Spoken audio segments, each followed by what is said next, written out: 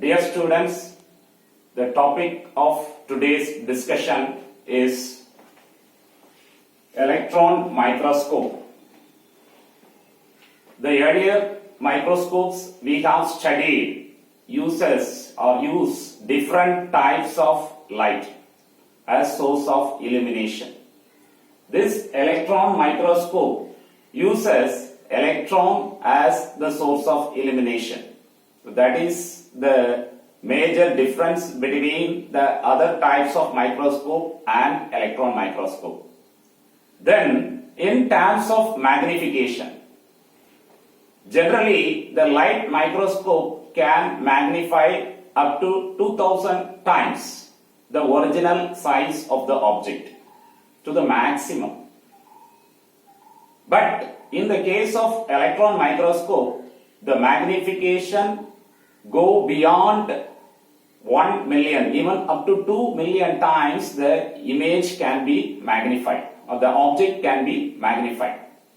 So that is a major advantage of using this electron microscope.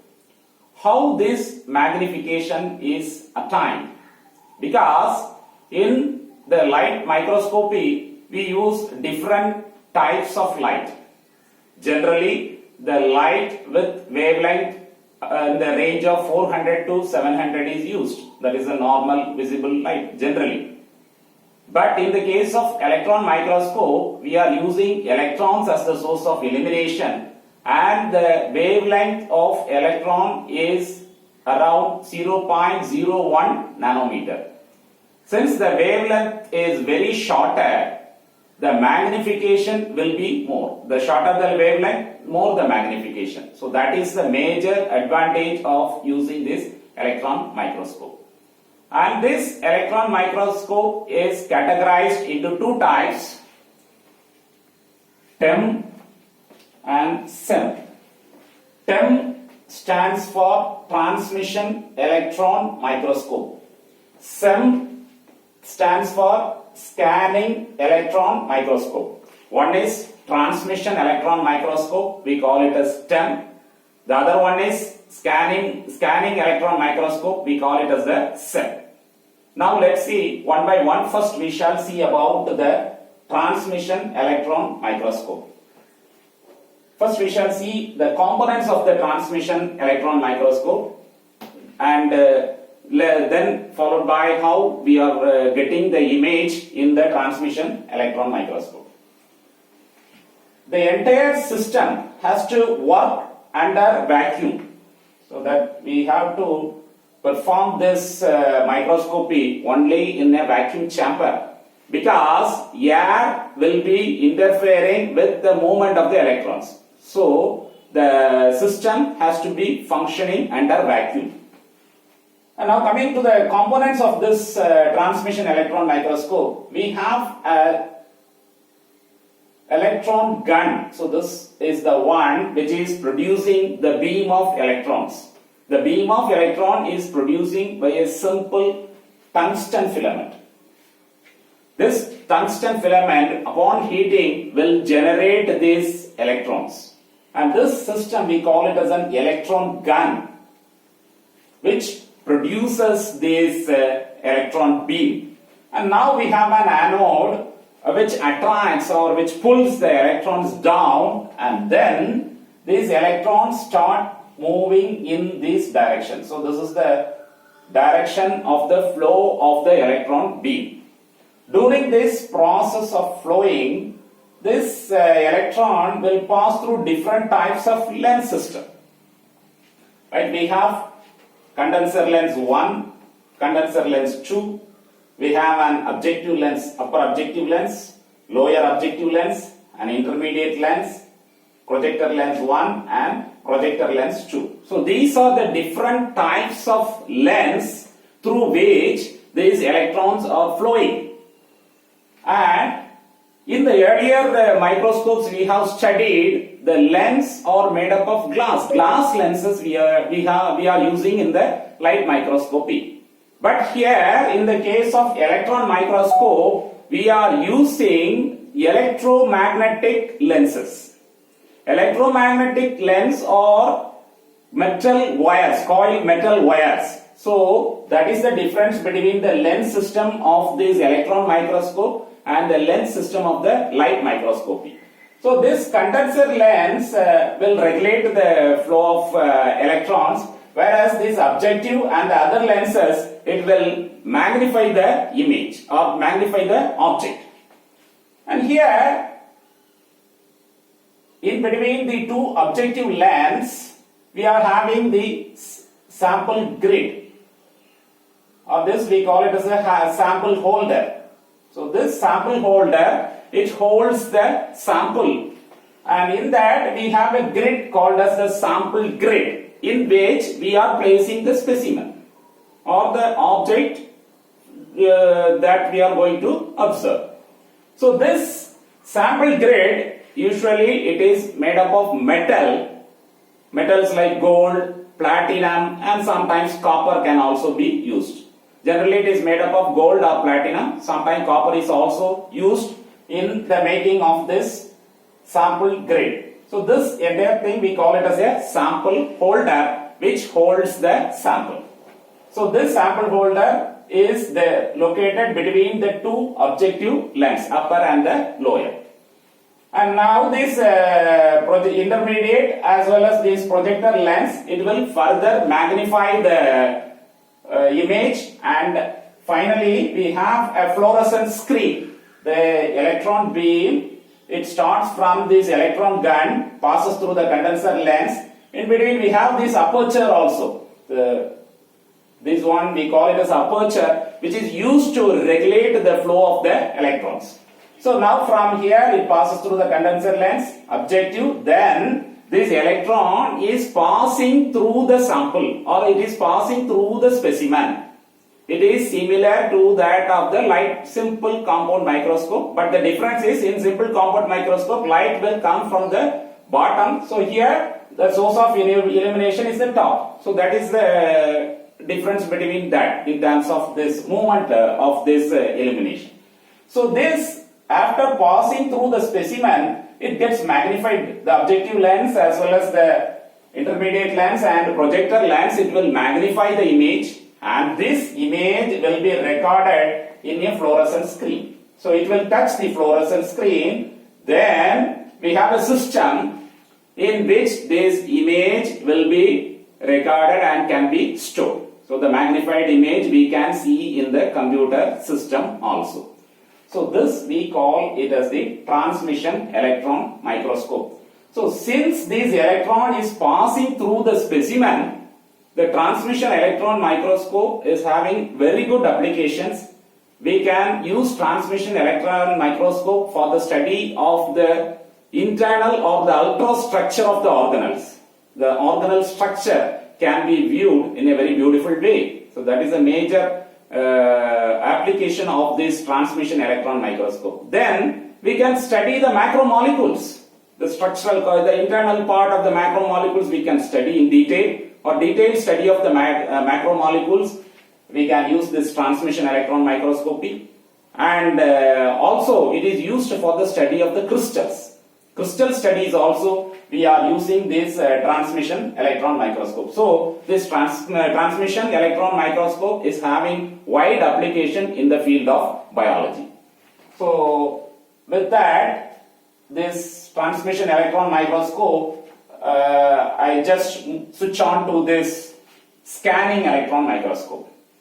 The scanning electron microscope, the major difference between transmission and scanning is, in the case of transmission we have seen the electron is passing through the specimen. But in the scanning electron microscope, the electrons will not pass through the sample or the specimen. That is a major difference between this transmission and the electron microscope. The transmission as well as the scanning electron microscope. So here the electron will not pass through the sample. Now let's see the scanning electron microscope. Similar to that of the transmission, we have a vacuum chamber. As I told earlier, the air will interfere with the movement of the electron. So we have to maintain this system under the vacuum. The same, we have an electron gun with generates a beam of electron. Then we have an anode to pull the electrons down. Then it passes through a condenser lens.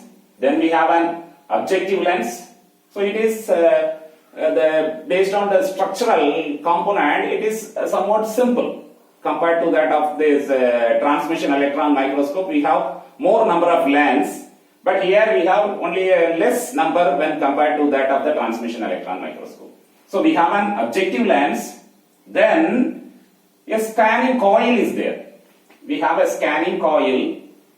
Then this beam of electrons, it passes through, now we have a detector, two detectors.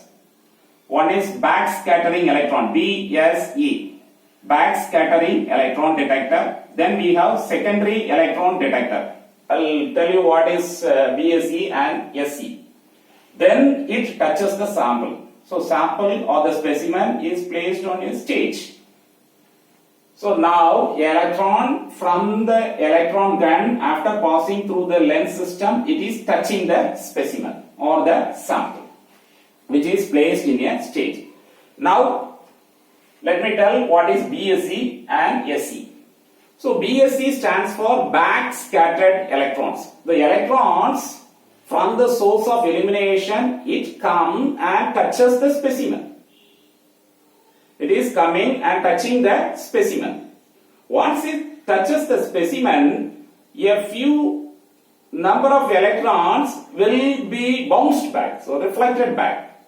So this reflected electrons, we call it as the backscattered electron. So the same electron, or we call it as the primary electron, after it touches the specimen, it is getting reflected or scattered back. So that we call it as the backscattered electron, the electron which touches the object and scattering back. So this is backscattered electron.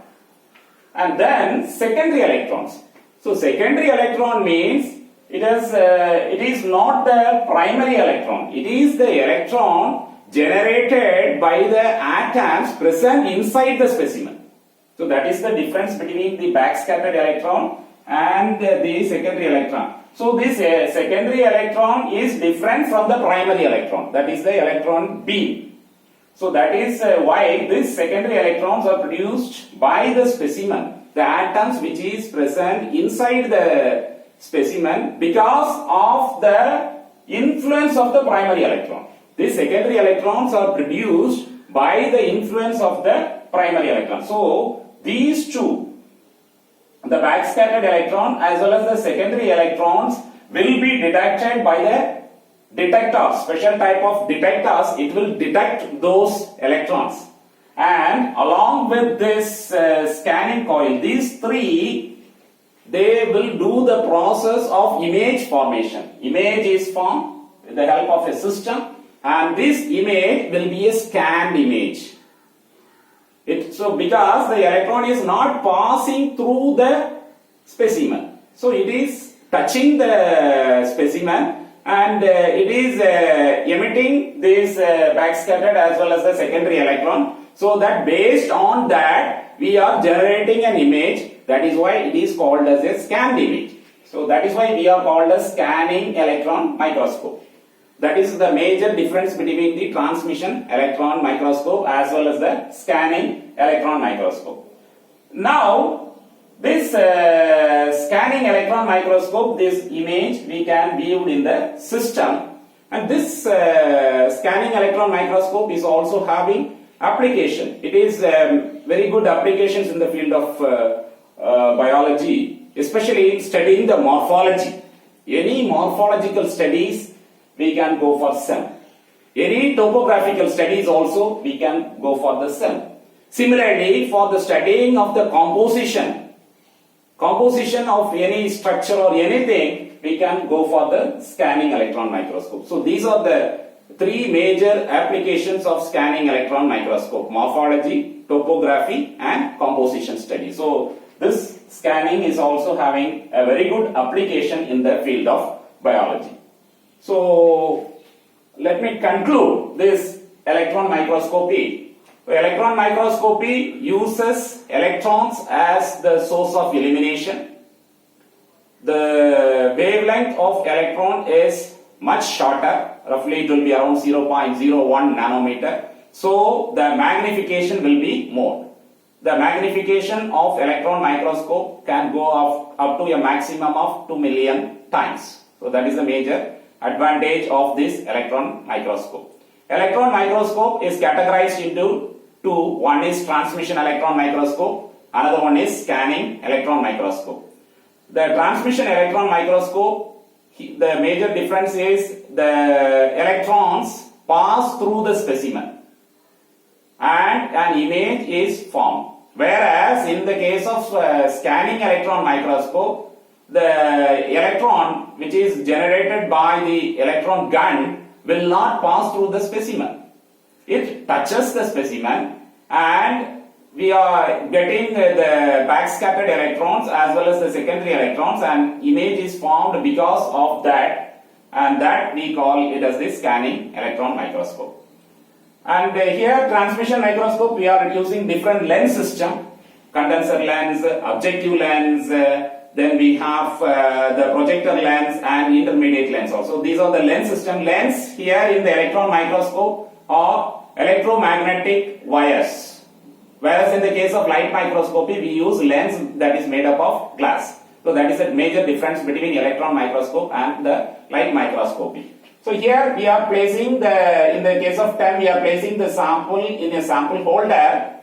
This sample holder is having a sample grid, metal grid, which is normally made up of gold or platinum. Then it passes through this series of lens, it touches the fluorescent screen and an image is recorded in this system. And the entire transmission electron microscopy is performed under a vacuum. This scanning electron microscope also we have an electron gun, then an anode, we have a condenser lens. Comparatively, the lens system is lesser because not much magnification is required because this image is formed based on the scanning, based on the backscattered electrons and the secondary electrons. After touching the specimen, the backscattered and the secondary electron will be detected, and along with the scanning coil, the image is formed. So this is scanning electron microscopy. The major disadvantage of both the electron, that is transmission electron microscope as well as scanning electron microscope, is we can get only a black and white image.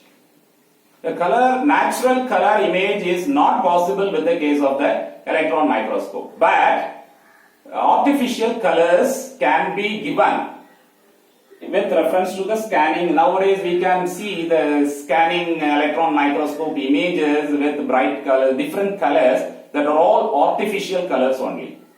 In both TEM as well as SEM, we will get only a black and white image, but the magnification will be much more that cannot be imagined with the help of a light microscopy. And both is having applications in the field of biology. Transmission electron microscope is very much useful in studying the details of the internal organelles of a cell, as well as the macromolecular study, as well as the crystal studies.